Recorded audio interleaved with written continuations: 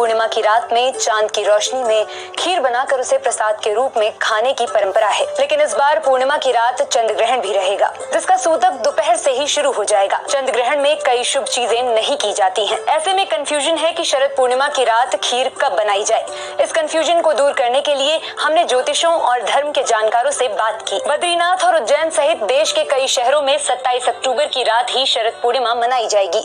वहीं वृंदावन के इस्कॉन मंदिर में 29 अक्टूबर की रात शरद पूर्णिमा की खीर बनाई जाएगी। हालांकि बांके बिहारी मंदिर में इस साल शरद उत्सव नहीं मनाया जाएगा। दरअसल 28 अक्टूबर की रात पूरे भारत में चंद्र ग्रहण देखा जा सकेगा। timeanddate.com के मुताबिक 28 अक्टूबर की रात 1:05 से आंशिक चंद्र ग्रहण की शुरुआत होगी। रात 1:44 पर ग्रहण अपने पीक पर होगा। वहीं रात 2:24 तक ग्रहण खत्म हो जाएगा। ये ग्रहण करीब 1 घंटा 19 मिनट तक रहेगा। शरद पूर्णिमा से जुड़ी कई परंपराएं हैं जिन्हें सदियों से निभाया जा रहा है।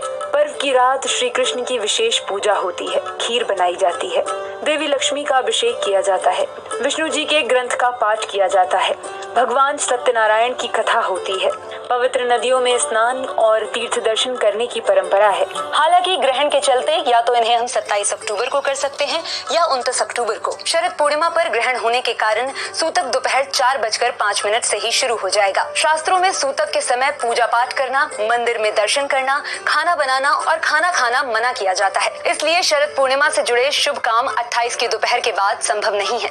उज्जैन के ज्योतिषी और पंचांग पंडित आनंद शंकर व्यास के मुताबिक पूर्णिमा पर ग्रहण होने से रात में शरद पूर्णिमा की खीर नहीं बनाई जा सकेगी। 27 अक्टूबर को चतुर्दशी तिथि पर चंद्रमा की पूर्णिमा से सिर्फ 1 कला कम रहेगी, इसलिए इस रात में खीर बनानी चाहिए। उज्जैन के बड़ा गणपति मंदिर में 27 अक्टूबर की रात शरद पूर्णिमा का आयोजन होगा। वृंदावन के चंद्रोदय मंदिर इस्कॉन के PR श्याम किशोर दास ने कहा, शरद पूर्णिमा पर ग्रहण होने की वजह से यहाँ एक दिन बाद 29 अक्टूबर को इस पर्व से जुड़ी पूजा पाठ होगी। शरद पूर्णिमा का जिक्र आयुर्वेद में भी मिलता है। इस रात में चांद की रोशनी में खीर बनाने और उसे प्रसाद के रूप में भोग लगाया जाता है।